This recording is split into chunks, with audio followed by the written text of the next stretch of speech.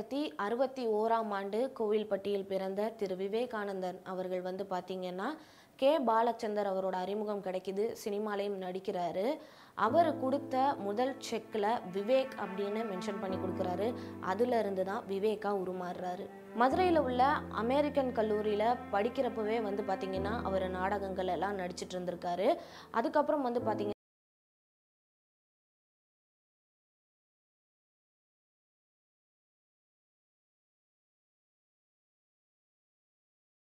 பங்கேற்கிறாரு. அப்போதுதான் வந்து பாத்தீங்கன்னா கே பாலச்சந்தர் அவரோட அறிமுகம் அவருக்கு கிடைக்குது.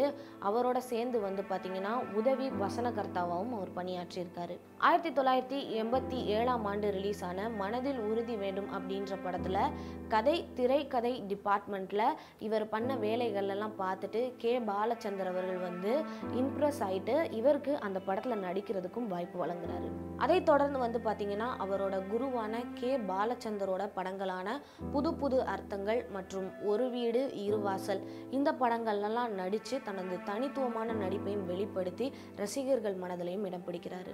ஆனால் அதுக்கப்புறம் வந்து பார்த்தீங்கன்னா அவருக்கு நிறைய பட வாய்ப்புகள் வந்தாலும் கூட சில தடங்கல்களால் அவரால் நடிக்க முடியாமல் போகுது. அதுக்கப்புறம் வந்து பார்த்தீங்கன்னா அவருக்கு நிறைய பட வாய்ப்புகள் வருது. ஆனால் ஏதோ ஒரு தடங்கல்களால் அந்த படங்களில் அவரால் நடிக்க முடியாமல் போகுது.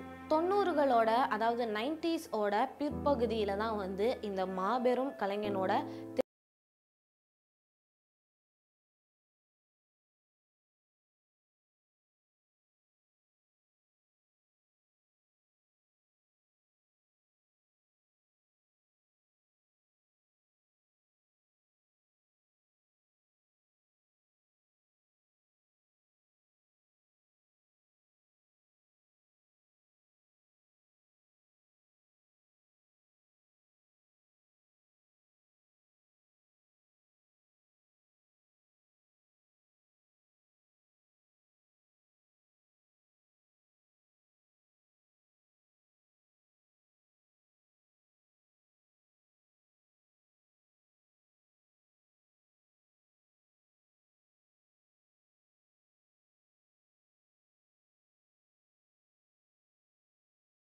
கேரக்டராக இருக்கட்டும், தாராள பிரபு படத்தில் அவர் நடித்த அந்த டாக்டர் கேரக்டராக இருக்கட்டும், இதெல்லாம் வந்து அவரோட குணச்சித்திர வேடத்துக்கு ரொம்ப பிரபலமான கேரக்டர் அப்படின்னு தான் சொல்லணும்.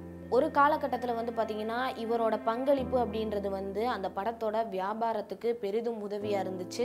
2000 தொடங்கி அடுத்த 10 ஆண்டுகளில் வெளிவந்த பெரும்பாலான படங்களில் இவரோட பங்களிப்பு கண்டிப்பாக இருந்திருக்கு. அது மட்டும் இல்லை, கதாநாயகனாகவும் ஒரு சில படங்களில் இவர் நடிச்சிருக்காரு. சிறந்த நகைச்சுவை நடிகருக்காக 5 முறை தமிழக அரசு விருது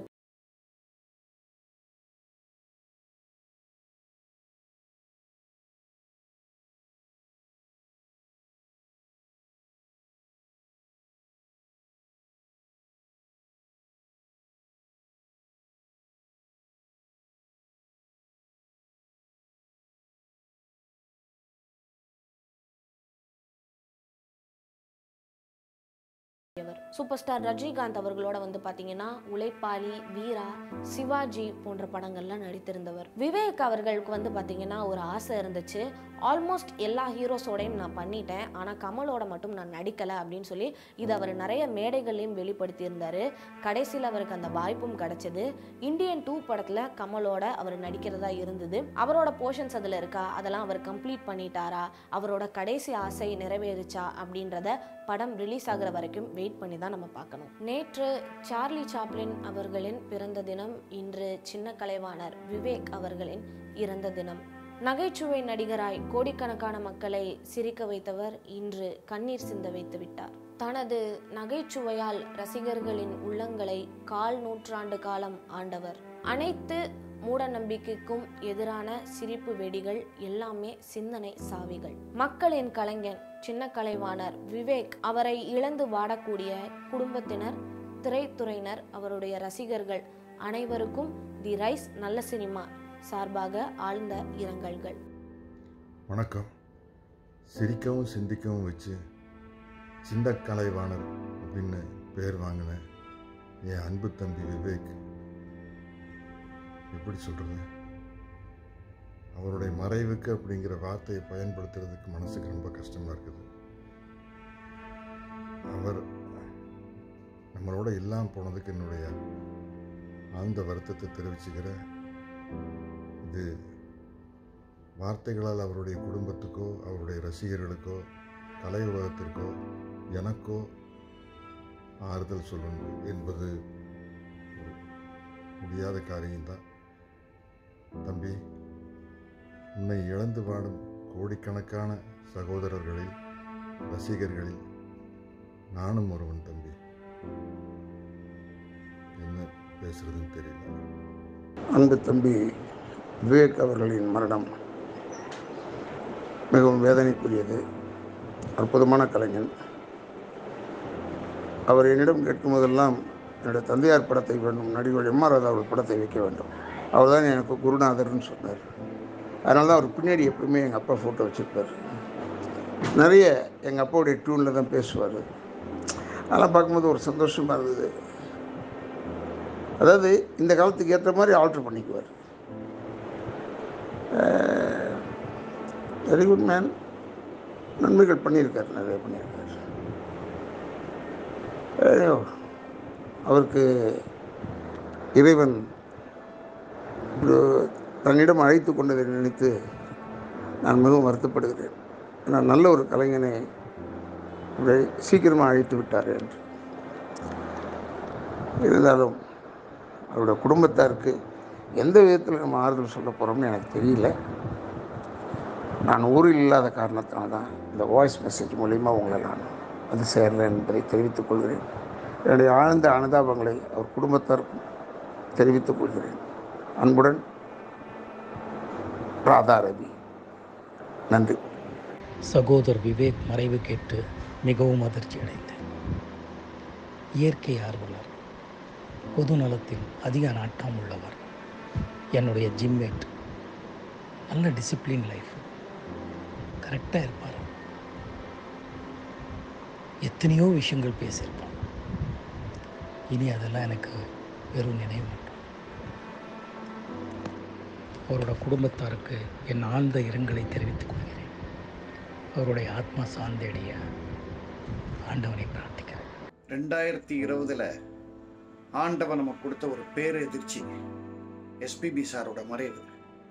அதுலேருந்தே நாம் இன்னும் மீளலை. அதுக்குள்ள மறுபடியும் நம்ம கூட விளையாடிட்டார். விதியின் மூலமா விவேக நமக்கு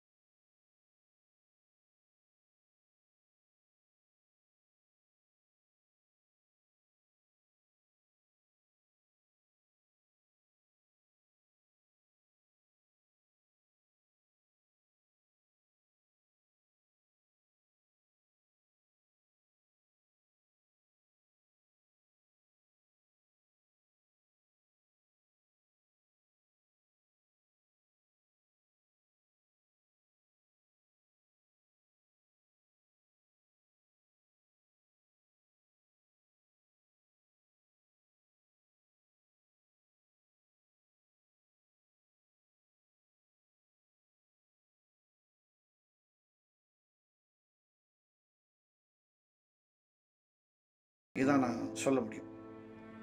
இழந்திருக்க கூடாது. ரொம்ப சின்ன வயசு தான், அதெல்லாம் இழந்திருக்கவே கூடாது. பட் என்ன பண்றது, இது ஒண்ணு மட்டும் நம்ம கையில இல்லை.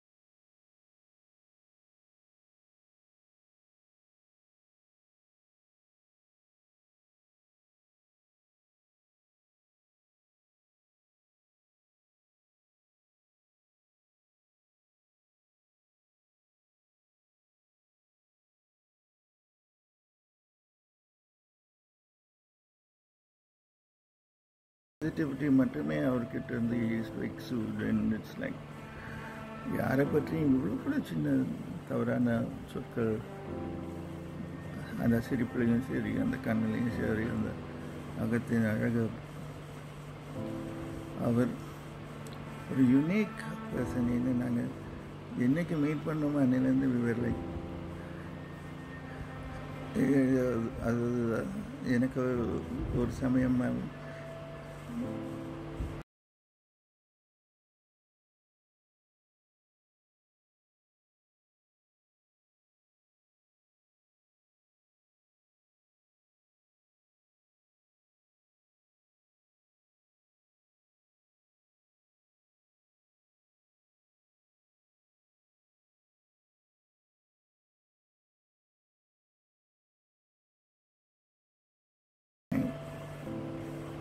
deepest condolence. Rest in peace, my friend. Vivek இறந்துட்டாங்கிறத நம்பவே முடியல. ரொம்ப ஷாக்கிங்கான ஒரு நியூஸ். விவேக்கோட பழகினதை என்னால் மறக்கவே முடியாது. நாங்கள் க்ளோஸாக ஃப்ரெண்ட்ஸ் ஆனதுன்னு பார்த்தீங்கன்னா என்னோட படங்களை ஒர்க் பண்ணதுலேருந்து தான். ஸோ சிஷ்யா, உன்னருகே நாள் இருந்தால், ஆசையில் ஒரு கடிதம், குரு நாடு, இதெல்லாம் நாங்கள் சேர்ந்து ஒர்க் பண்ண போனோம். இந்த படங்களுடைய ஷூட்டிங் எல்லாமே அவுடோர். ஸோ அவுடோருங்கிறதால ஸோ எல்லாரும் ரொம்ப லென்த்தியான ஒரு ஷெடியூல். அப்போதான் அவரோட நெருங்கி பழகிறதுக்கான வாய்ப்புகள் கிடைச்சிது. அப்போல்லாம் அவர் பேசுறது எல்லாமே பார்த்தீங்கன்னா எப்பவுமே ஒரு பாசிட்டிவ் தாட்ஸ் தான் ரொம்ப அதிகமாக இருக்கும். அதே சமயம் காமெடியில் வெறும் ஜஸ்ட் ஒரு காமெடி ஜோக்ஸ் மட்டுமே பேஸ் பண்ணி இல்லாமல் ஏதாவது ஒரு மெசேஜ் இருக்கும் அப்படின்னு நினைப்பாரு. ஒரு அவேர்னஸ், ஒரு சொசைட்டி மேல இருக்கிற ஒரு நல்ல ஏதாவது கருத்துக்களை சொல்லணும்னு நினைக்கக்கூடிய ஒரு அந்த எய்ம் இருந்துட்டே இருக்கு. எந்த காமெடி சீன் நம்ம பேசினா கூட இதுல ஏதாவது ஒரு எண்ட்லயாவது ஏதாவது ஒரு மெசேஜ் இருக்கணும்னு ஃபீல் பண்ணுவாரு. ஸோ அவர் அதான் அதே சேம் டைம்ல நம்ம அந்த கண்டென்ட்டை ரொம்ப எளிமையா எல்லாருக்கும் புரியுற மாதிரி அந்த மெசேஜை சொல்லுவாரு. ஸோ நம்ம சொசைட்டிக்கு நிறைய விஷயங்கள் சொல்லியிருக்காரு. சிறந்த நடிகர், சிறந்த மனிதர். இனி அவர் நட்டு வைத்த மரங்களை நிழலா வாழ்ந்துட்டு இருப்பாரு. அவரோட கருத்துக்கள் எல்லாம் பொன்மொழிகளா மாறும். சிலர் இந்த உலகம் விட்டு மறைஞ்சாலும் அவங்க சாதனை மட்டும் மறையாது. அந்த சிலர்ல விவேக்கும் பத்மஸ்ரீ விவேக் சார் எல்லா நடிகர் மாதிரியும்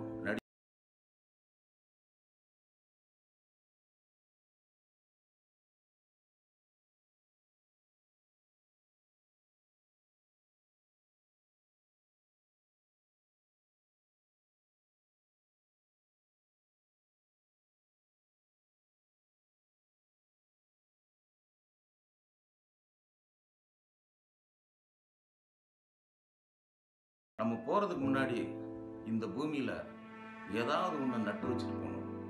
உன்னால் முடிஞ்ச ஒரு விதையாவது நட்டு வச்சுட்டு போகணும் அப்படிங்கிறத அந்த படத்தோட கீ டைலாக். ஃப்ளாஷ்பேக்கில் நம்பியார் சொல்வார். அந்த டைலாக்கை வாழ்க்கையாக எடுத்து ஒரு விதையே இல்லை, கிட்டத்தட்ட 50 லட்சத்துக்கு மேற்பட்ட மரங்களை நட்டு வச்சுட்டு போயிருக்கார் திரு விவேக் சார். அந்த மரங்கள் அவருக்கு தாலாட்டு பாடும், அவரை தூங்க வைக்கும், அவரோட பேர் காலம்பரம் சொல்லிக்கிட்டே இருக்கும். அவர் நட்டு வச்சுட்டு போனது மரம் இல்லை, பிள்ளைகள், அவரோட வாரிசுகள். அதெல்லாம் அவருக்காக கண்ணீர் சிந்தும், அவரை தூங்க வைக்க தாலாட்டு பாடும். அந்த 50 லட்சத்தை அவரோட கனவு என்னன்னா 1 கோடி மரங்களை நடணும்னு.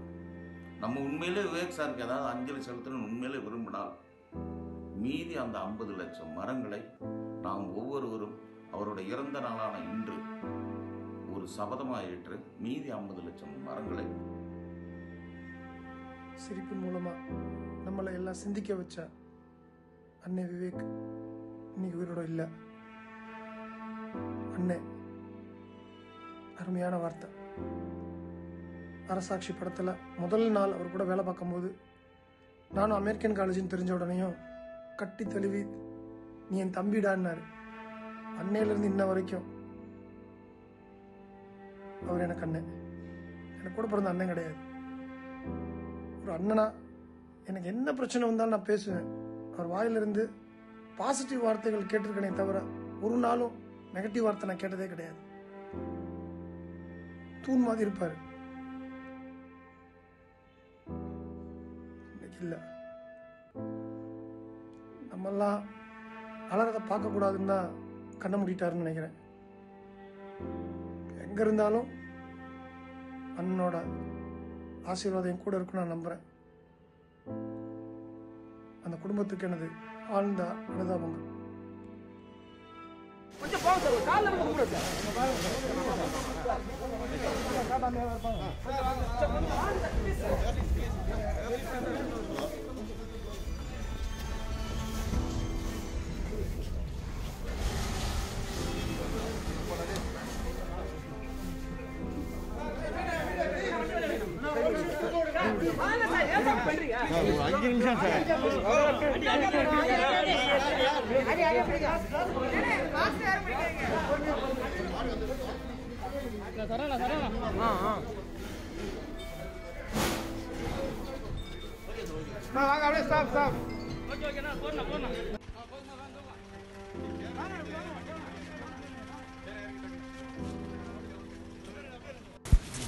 வணக்கம் ஐயா.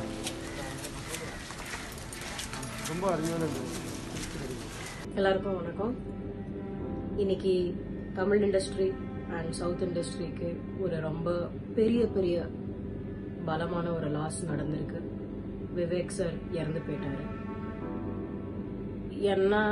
எனக்கு என்ன சொல்லணும்னு எனக்கு புரியல. ஏன்னா அவ்வளோ சடனாக நடந்த ஒரு விஷயம் எனக்கு ஒன்றுமே புரியல. எப்படி நடந்தது, ஏன் நடந்தது, சின்ன வயசு எப்படி இப்படி போனாருன்னு எனக்கு ஒன்றுமே புரியல. As a comedian, one of the best comedians. ஒவ்வொரு ஜோக்லயும் ஒரு சோஷியல் மெசேஜ் இருக்கும். ஸோ எங்களை வந்துட்டு சிரிக்க வைப்பாரு அண்ட் யோசிக்க வைப்பாரு. அந்த மாதிரி கமெடியன்ஸ் வரத்துக்கு ரொம்ப ரேர். அவர் ஒரு ரேர் ஜெம் எங்களோட இண்டஸ்ட்ரியில. யார் வேணாலும் காமெடி பண்ணிட்டு போகலாம். ஆனா காமெடி பண்ணிட்டு யோசிக்க வைக்கிறது தான் ஒரு ரொம்ப ரொம்ப ஒரு பெரிய மேட்டர். அவர் அது பண்ணாரு. சொசைட்டிக்கு நிறைய பண்ணாரு. எனக்கு சாரோட நான் வந்துட்டு படங்கள் ஒண்ணுமே பண்ணல. ஆனா நிறைய மீட் பண்ணிருக்கேன், ஃபங்க்ஷன்ஸ்ல மீட் பண்ணிருக்கேன். அப்ப என்கிட்ட ஒன்னு சொன்னாரு, வித்யூ நீ வந்துட்டு ஃபீமேல் கமெடியன்ஸ்ல ஒரு ரொம்ப பெரிய லெவலுக்கு வரணும். ஆச்சிமனோட அம்மா மாதிரி நீங்க வரணும். உங்களுக்கு அந்த பொட்டென்ஷியல் இருக்கு சார். நான் உங்களோட வார்த்தைகளை பண்ணிக்கிறேன். எல்லாருக்கும் வணக்கம். பத்மஸ்ரீ விவேக் சாருடைய மரணம் ஒரு பயங்கர ஒரு ஷாக்கிங்கான நியூஸ். இன்னைக்கு இந்த நியூஸ்க்கு நம்ம எந்திரிக்கிறோன்றதே ஒரு பெரிய ஷாக்.